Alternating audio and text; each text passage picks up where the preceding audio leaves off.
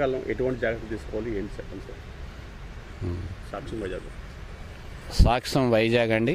సాక్ష్యం YouTube channel ప్రేక్షకులకు నమస్కారం అండి.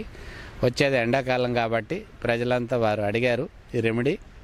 నేను అనువంశిక మూలికా వైద్యులు జి పాపారావు, నా పేరు, విశాఖపట్నంలో ఉంటానండి. నా నెంబర్ కూడా వారు అందులో పెడతారు, చూడండి. ఎండాకాలం వస్తుంది కాబట్టి పొద్దున్నే కంపల్సరీగా నిద్రలేమి ఎక్కువగా ఉంటుంది. అందుకని ఏంటంటే రాత్రిపూట తొందరగా ఆహారం తీసుకొని పడుకునే ముందు కావలసిన నీళ్లు తాగి పడుకోండి. పడుకుంటే ఏంటంటే జఠరాగ్ని చల్లబడుతుంది, వాతావరణం వేడిగా ఉంటుంది కాబట్టి శరీరానికి కావాల్సినంత నీరు అందుతుందండి. నీటితోల్యం వల్ల శరీరం చాలా బాగుంటుంది. ముఖ్యంగా మాంసాహారాన్ని బాగా అవకాశం ఉన్నంత మేరకు మాంసాహారాన్ని నిషేధించండి.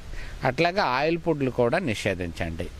పళ్ళ రసాలు చక్కగా మధ్యాహ్నం భోజనం అనంతరం కానీ భోజనం ముందు కానీ ఏదైనా ఒక గంట అటు ఇటుగా పళ్ళ రసాలు ఏదైనా తిన్నా పండు అనేది ప్రాముఖ్యం, కంపల్సరీగా తీసుకోండి. రాగి జావలు, వేపుడు జావలు, పలసిన మజ్జిగ, ఈ మజ్జిగలో కూడా కొన్ని తులియాలు కలుపుకోండి. ఏమిటా తులియాలు? వేయించిన జీలకర్ర పొడి, మజ్జిగలో నిమ్మరసం, కల్లు ఉప్పు తీసుకుంటే ఏంటంటే ఎండ సేద నుంచి చాలా అద్భుతంగా మనం రక్షింపబడతాం. అట్లాగే ఏంటంటే బయట ప్రయాణాలు చేసేవాళ్ళు తల మీద వస్త్రధారణ అంటే ఇప్పుడు అంతా నామోసి అండి. పూర్వం చక్క తలపాగా వేసుకునేవారు, వేసుకోవట్లేదు. కనీసం టోపీ అయినా ధరించండి.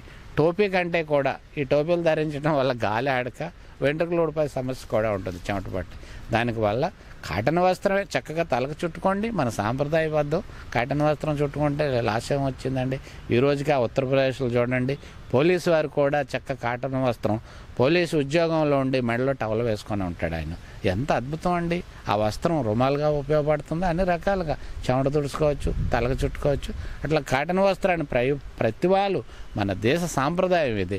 చక్కగా కండువా కానీ టవల్ కానీ వాడుకొని నీరు ఐస్ వాటర్ ఫ్రిడ్జ్లో ఉండి కాకోకుండా కుండ తెచ్చుకొని ఇంట్లో కాస్త ఇసుకేసి ఆ కుండను అందులో పెట్టి ఇసుక కింద నేల మీద వేసి అందులో నీళ్ళు చల్లి దాని మీద కుండ పెట్టుకొని అందులో నీళ్ళు వేసుకొని మూత వేసుకొని చల్లగా ఉంటాయి ఆ నీళ్లు తాగండి. మట్టి పాత్రలో నీళ్లు తాగితే చాలా సర్వశ్రేష్టం. ఇట్లా ఆహార నియమాలు, మాంసాహారం, వేపుడు ఫుడ్డులు, వేపుడుతో బాగా చేసినటువంటి ఈ ఆహారాలన్నీ నిషేధించి చక్క పలసన మజ్జిగ అతిగా తాగి ఆహారం కూడా అతి తక్కువ తీసుకోండి. తక్కువ తీసుకొని దానితో పాటు బ్యాలెన్స్ అంతా ద్రవ పదార్థాలతో తీసుకుంటే ఆరోగ్యం చాలా బాగుంటుంది. వడదెబ్బలకి ఈ వేసవకాలంలో వచ్చినటువంటి రోగాలను బారి పడుకోకుండా చాలా రక్షింపబడతారు. చిన్నపిల్లలకి ఎటువంటి చర్యలు తీసుకోవాలి ఎండాకాలంలో? చిన్నపిల్లలకి ఎండాకాలంలో చంటి బిడ్డలు అయితే ఏమిటి చేస్తారంటే వాళ్ళకి సూర్యోదయం ఎండ వచ్చిందంటే ఎండ తీవ్రత పెరగకముందే ఆ బిడ్డలను ఏంటంటే బయటికి పంపించరాదు, ఇంట్లో ఉంచుకోవాలి. వస్త్రాలు గత వీడియోలో చెప్పుకున్నామంటే కాటన్ దుస్తులు మాత్రమే ధరించాలి. ఈ పిల్లలకు కూడా మజ్జిగతో కలిపినటువంటి చెప్పాను కదండి, నిమ్మరసం, వేయించిన జీలకర్ర పొడి, మజ్జిగ. అట్లా చిన్నపిల్లలు 3 ఏళ్ళు పైబడిన పిల్లల దగ్గర నుంచి చక్కగా మజ్జిగ పట్టించవచ్చు. రాత్రిపూట మటుకి వేడి పాలలో కొద్దిగా బెల్లం, మాత్రం పంచదార వాడకూడదు. అట్లా బెల్లం వేసి గోరువెచ్చని పాలు, వేడి పాలను గోరువెచ్చగా చేసి బెల్లం కలిపి చిన్నపిల్లలకి ఇస్తే బెల్లం పాలు తాగితే అద్భుతంగా పడుకుంటారు.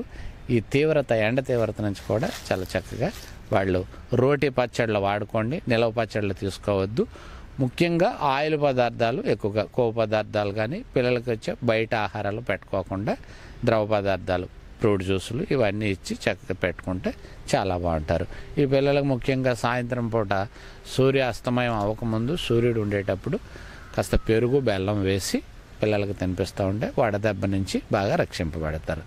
అట్లాగే ఈ పచ్చి ఉల్లిపాయలు అందరికీ కాదండి, మధ్యాహ్నం భోజనంలో కానీ పచ్చళ్ళు, రోటి పచ్చడి చేస్తారు కదా, అట్లా అందులో ఆ నీరుల్లిపాయ వాడుకోవటం వల్ల వడ తీవ్రత నుంచి బాగా వెల్లుల్లి తగ్గించుకొని నీరుళ్ళు వాడుకుంటే చాలా, వెల్లుల్లికి ఒక రకమైన గుణం ఉంటుంది, మంచిదే, శరీరానికి ఉష్ణాన్ని పెంచుతుంది. నీరుళ్ళు ఏంటంటే శరీరంలో ఉష్ణాన్ని తగ్గిస్తుంది. అందుకని నీరుళ్ళు వాడుకుంటే చాలా అద్భుతంగా ఉంటారు. శుభం. Do subscribe Saksham Vizag. Watch, like, share and comment. Thank you.